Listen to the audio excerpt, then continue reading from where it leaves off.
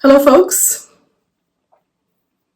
So today I want to talk about planets that are impacting the ascendant, either by aspect or planets that are sitting in your first house. Yeah? If a planet is sitting in the first house, it will change the person's appearance, personality, image, their thoughts, their expression. Planets here will override the ascendant ruler, but if you have malefic planets in the first house, then the strength of the lagna can balance out that harm. Right? I mean, you have Cancer ascendant, but you've got Mars and Saturn sitting there. It's no longer a Cancer ascendant, right? So we have to kind of like see the whole picture. So let's get started with this chat on planets affecting the first house.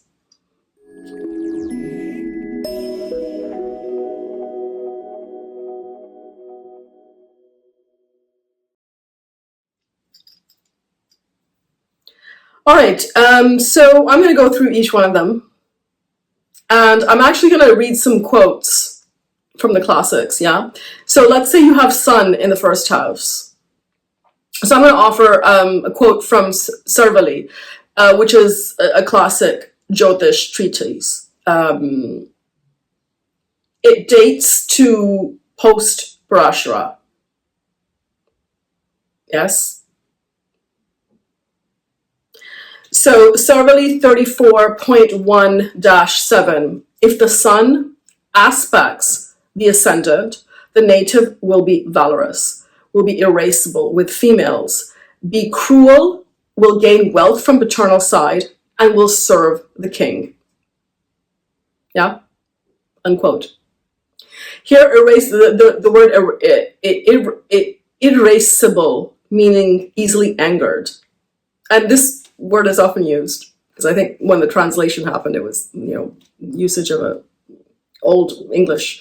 So in essence, if we talk about placement of a planet versus the aspect, there's a difference, right? So we know that the aspect primarily influences the nature of the person. So rather than the planet sitting in the first, it's aspecting the first. So it influences the nature of the person rather than their physical attributes. So if it's sitting in the first house, it's going to influence your physical attributes, which makes sense, right? Because we're talking about the lagna.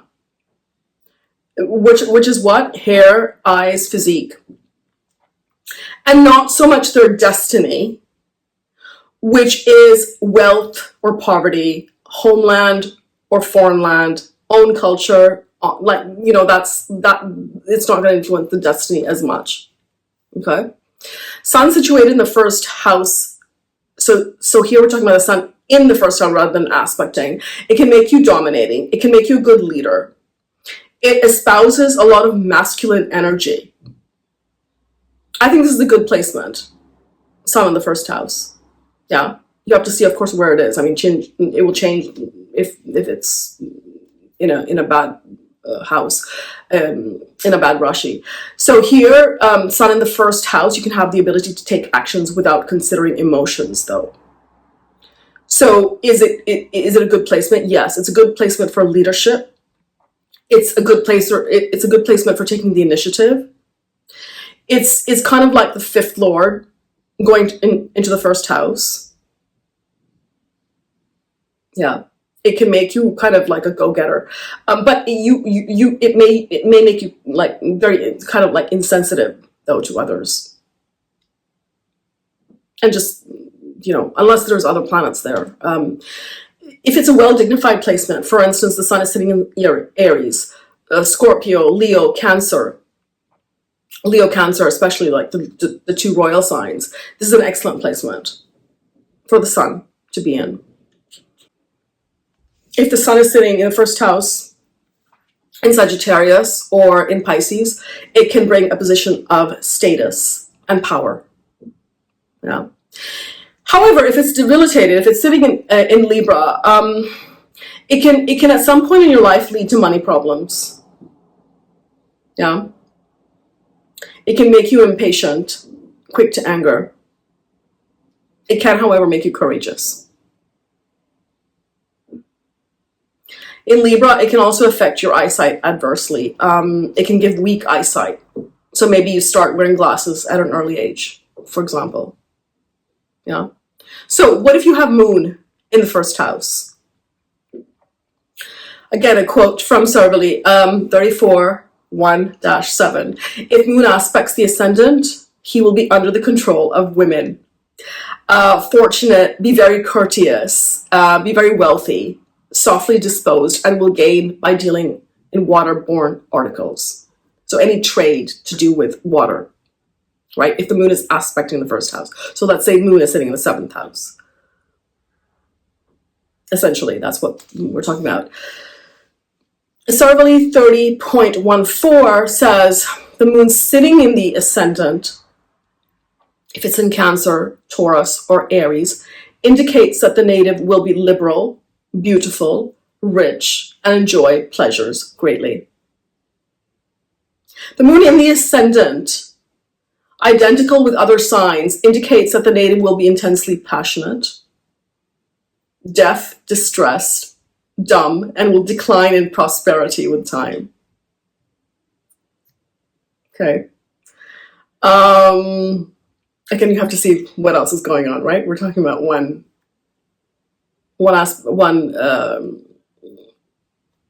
parameter here. So what does it mean under the control of women, right? If moon is aspecting the ascendant. This is, of course, the opposite sex. So it can be under control of men or women. Also, it can make someone sensitive in relationships. This person perhaps needs the company of the opposite sex. They need relationships. You can also be courteous. This comes from just because like that Jal Tattva, the water element. So both moon and Venus can bestow this. It helps you to relate to others. Moon gives empathy. Moon gives compassion. It can make you appear sympathetic toward others. All of this is applicable to the moon sitting in the ascendant. And because it's sitting in the ascendant, you can see this play out more so. But if it's aspecting, it's lesser of a degree, right? So that's kind of another way to read it.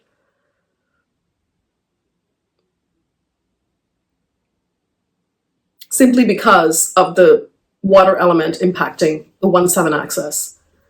So that's a good thing, provided that the moon is in good shape. But what if the moon is aspected by many malefics? Or, it's not just the moon sitting in the ascendant or the 7th house aspecting the ascendant. There's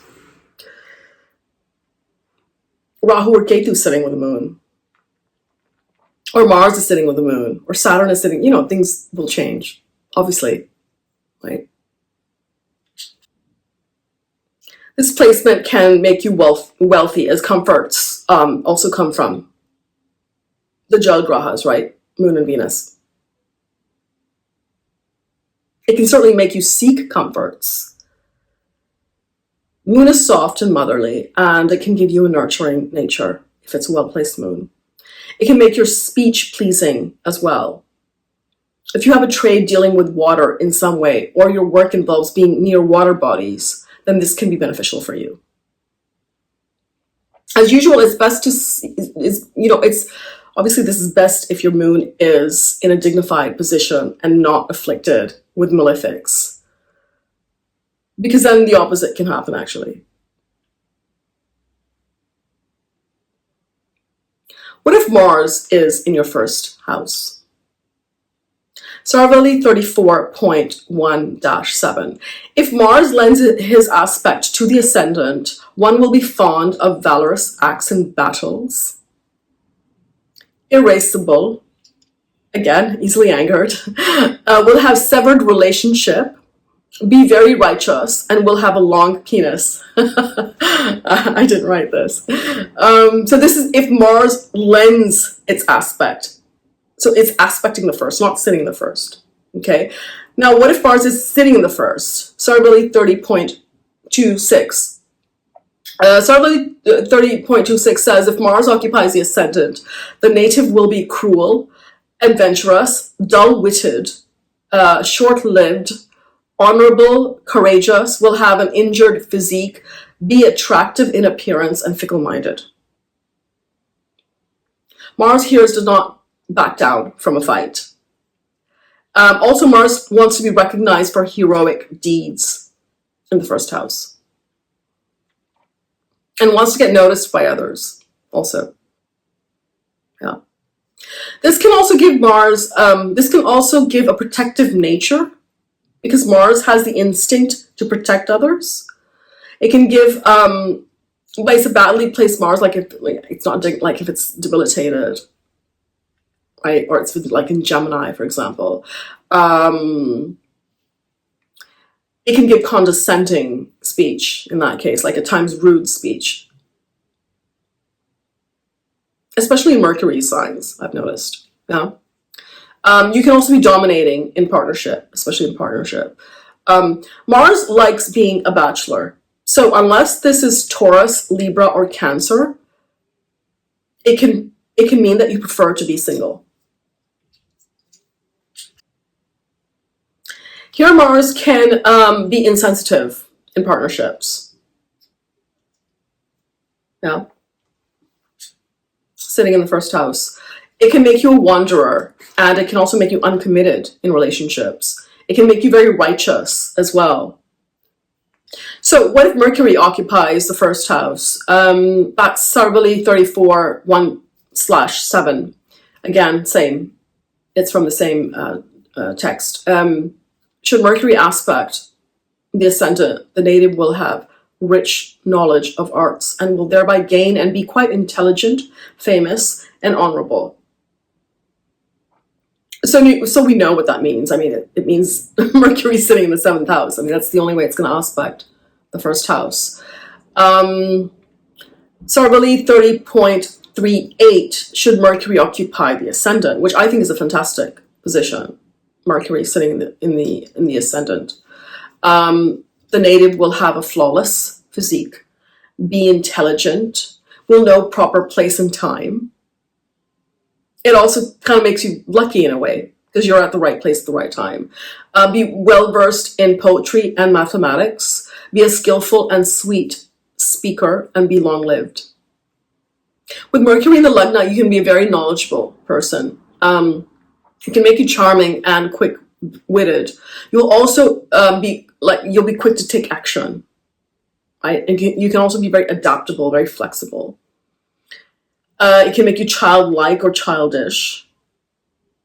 Depends on how mature you are. You can feel that you're not bound by societal rules. It can make you creative. It can make you a self-starter.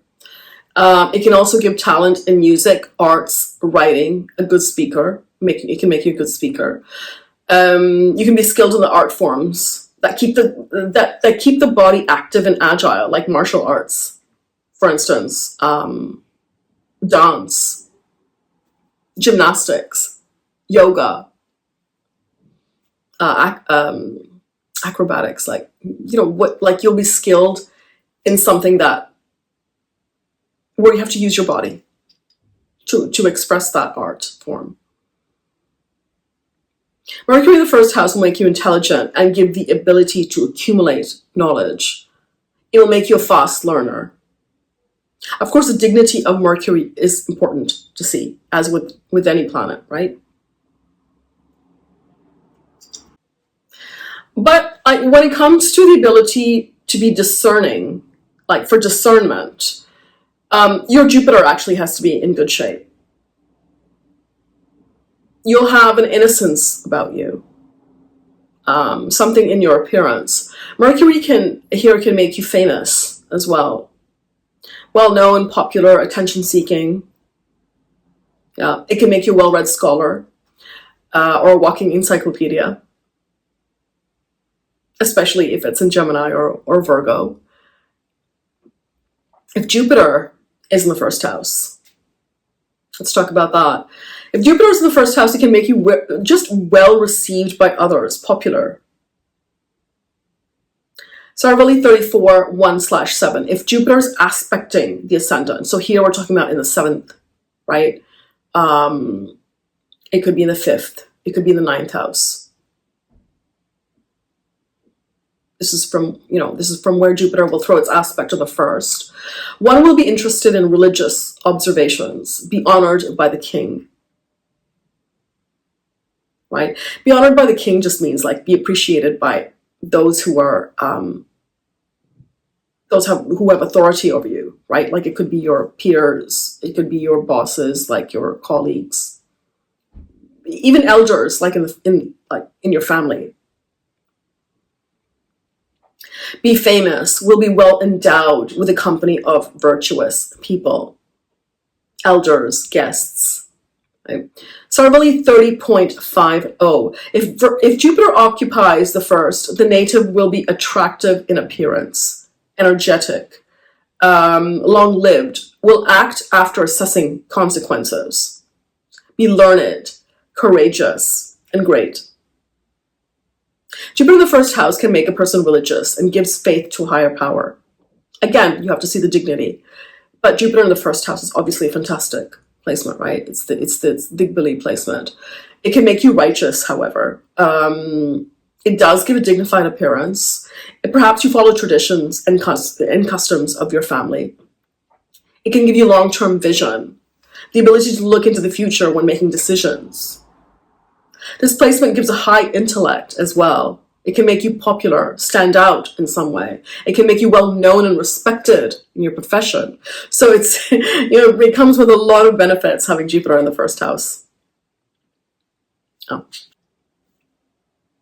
It can give interest in higher learning, whether it's spiritual texts, whether it's getting a university degree.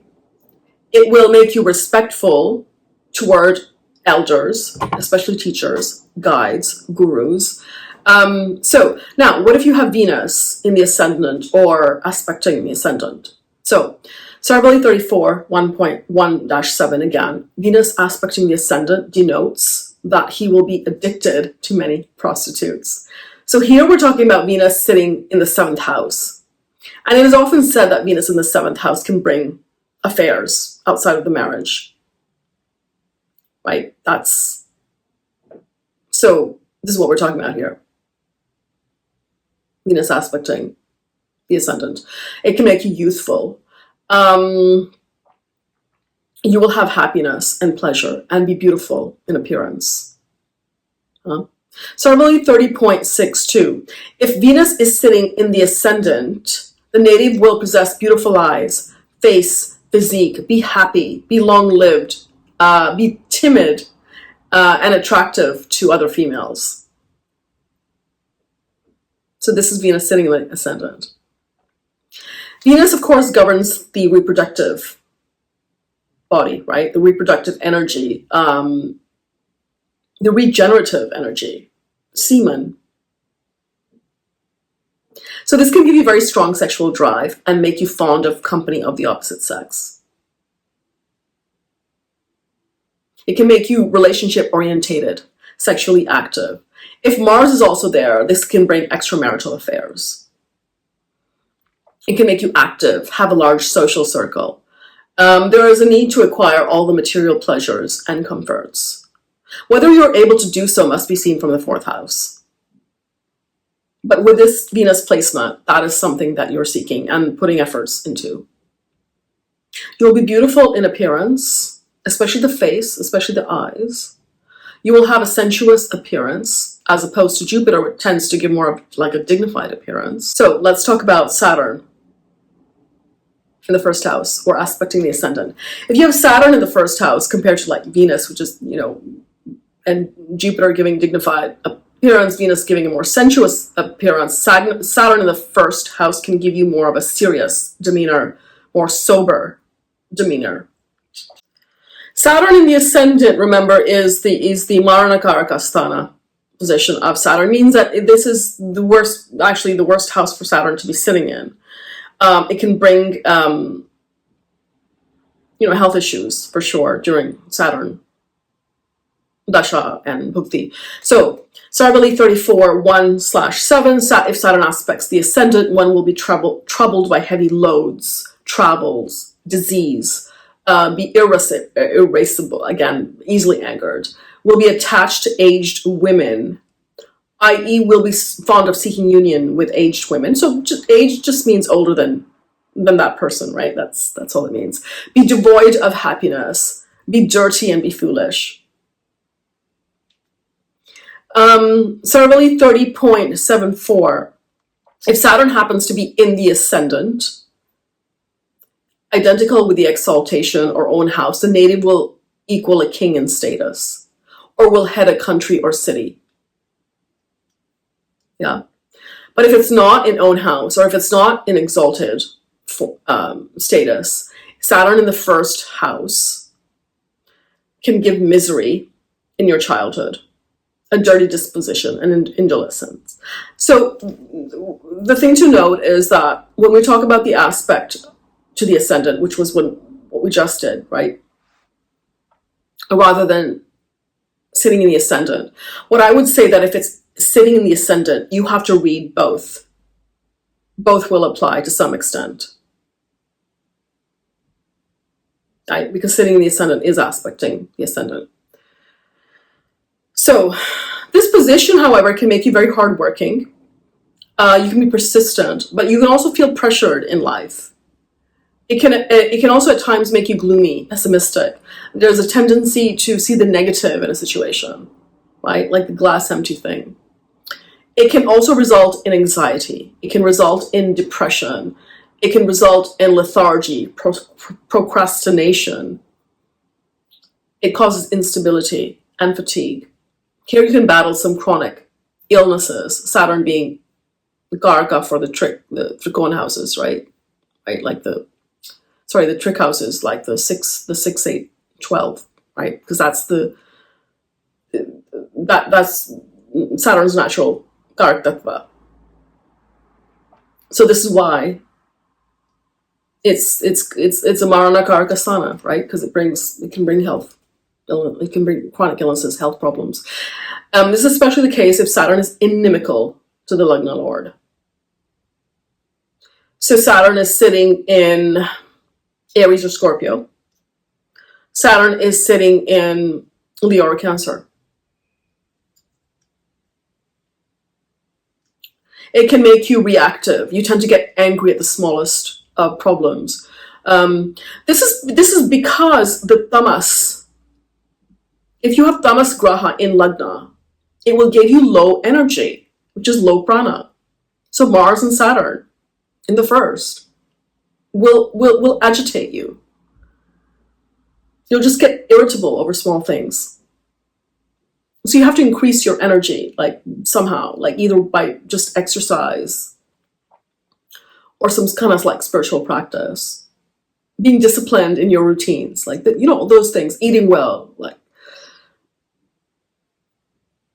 because you want to somehow convert that tamas to sattvic, something like. So now again, as with any position, if the Lagna Lord is strong, then this gets overridden. Yeah. Saturn aspecting or in the Lagna can make you attached to old customs, old values, old things, old people. There's a tendency to be averse from change, wanting things to remain as is, even though it's not healthy. You tend to be very conservative and you're not open to new ideas. It can also make you stuck in your ways, right? This planet here can make you unhappy because Saturn gives sorrow. It can give you a gloomy outlook on life. It can make you unconcerned about your looks and appearance, and even like your environment. Like you can be like messy, for example. You can also be stingy when it comes to self-care as well. Like you can take shortcuts. It can make you oblivious to social norms and diplomacy. Again, you have to see what else is going on in the chart. Like if you want, my brother actually has this placement, and some of this is true. But he's very diplomatic because he's got like Moon, Libra, and Jupiter there. So you see, this is an example I'm giving you because it really does balance out with it depends on what else is going on in your chart. right? And it really, really depends on, like, this makes a huge difference, is where, like, where's the Lagna Lord, right? Here you can also like lack like social mannerisms. Again, this also will get balanced if there's like perhaps there's a benefic aspecting Saturn in the Lagna, right? Like, what if Venus is sitting in the seventh house, for instance, or even better, Mercury is sitting in the seventh house. So now, what if you have nodes in the Lagna? I've spoken about the nodes in the 1-7 axis, right? So have a listen to that if you really want to learn more about like how do the nodes impact the 1-7 axis, the first house of the seventh house. Like Ketu in the Lagna. Let's see. Ketu in the first house, similar to Rahu in the first house, will give you a magnetic personality. Because wherever the nodes go, like it's a shadow, so it's gonna kind of like distort that Lagna to some extent. Ketu in the first gives a fiercely independent soul. It makes you shy, though. It makes you aloof. So it's very important to see, again, where's Lagna Lord gone? And then you'll understand how it's really playing out. Ketu is known as a Chidrakarka, means that he creates holes wherever he is placed. In the first house, Ketu will want to extinguish your identity. Here you will need to work on building a firm and secure identity, meaning more self-confidence, more willpower. Ketu in the first house is brilliance, it's intelligence. You will have lightning fast ability to grasp new concepts. Sometimes with this placement, you can see people that have like a knack of knowing everything, and at times this can lead to a preachy disposition, right? Despite this, the propensity to get distracted is also enormous if you have Ketu in the first house. Like, I would also say if like you have Ketu in Aries, this applies to some extent. Right? You can often feel been there, done that. Now let's move to the next thing. Ketu in the first can give you penetrating insight into other people's minds. It can give you like psychic powers too. Like you can be very, very intuitive with this placement, especially if that Ketu is sitting in a water sign. It can give you an overactive imagination. Sometimes this can create paranoia, though, right? Where you see things, where you imagine scenarios that like don't exist. You can be very adamant about your beliefs and opinions, and you rarely change your convictions. So what about Rahu in the first house? We can expect Rahu placement to impact the health similar to Ketu in the first, right? So it depends on which sign it's in. Like, let's say Rahu is an air sign, it can cause imbalances with dryness, skin, hair, nails, bloating, constipation, like increasing the vata, right? Anyway, Rahu's going to increase the vata because it is a vata planet, but even more so if it's an air sign. With Rahu in the first, you may be very tall, taller than your family members. There may be something like out of the ordinary about your physical appearance. Rahu is like close to the ascendant. Certainly, you will stand out in some way with Rahu in the first. Like something about your looks is different. It can also mean like you're like rebellious. You can be like very pioneering in your field. Like what you've done in your field, like you're the first, kind of like carve a niche, for example. You can be secretive. You can certainly put forth an image that isn't really you. You can be selfish. You can be self-absorbed. Rahu placement can also lead to false pride, but here again you have to see what's the sun doing? Like, what's the sun doing? What's Lagna Lord doing? Like Ketu, Rahu, I mean, there's a mindless kind of energy here, right? Like sometimes doing something without thinking it through. By your 40s, though, with the maturity of the nodal axis, this will calm down significantly. Okay. So now, a strong Lagna is, of course, essential for success in life and having a sense of fulfillment. Yes, if the Lagna is weak, you can waste your life wandering and drifting like a ship without a captain. Aspects of grahas on the Lagna give a purpose in life. If the aspect in graha is strong, then the intensity of the purpose is strong. It is always good to have many planets aspecting the Lagna, else you can lack a definite purpose in life. Benefics aspecting Lagna will help in fulfilling life purpose, while malefics can cause obstacles. However, if the aspecting malefic is the lord of the Lagna, it can never create obstacles for its own house.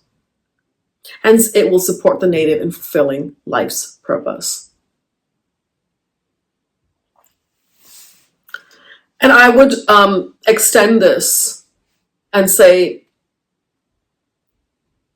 not just if the aspecting malefic is the lord of the Lagna, it can never create obstacles, but I would say also if the aspecting malefic is friendly to the graha that it's aspecting, right? Like my example, I give you, like, I have Mars exalted aspecting my Lagna, but because I'm Leo, that's very helpful to me. It does create some issues, like it's the 8th aspect, right? So it brings some kind of transformations that are quite uncomfortable, but overall you want, even though it's a malefic, you want it's a functional benefic, right? And so you want that aspect. It's still going to behave like a malefic though, even if it's friendly to your graha, or like even if it's Lagna Lord, because in the sense that it will create some strife and difficulties and struggle. But ultimately, if it is friendly to your Lagna, or if it is your Lagna Lord, you will land up in a place that you're better off, but you never would have willingly gone there, if that makes sense. Yeah. Which is like generally the rule for malefics anyway. So the principle behind this is that, like, the planet will not ruin the bhava owned by their friends, or if it's an exalted sign.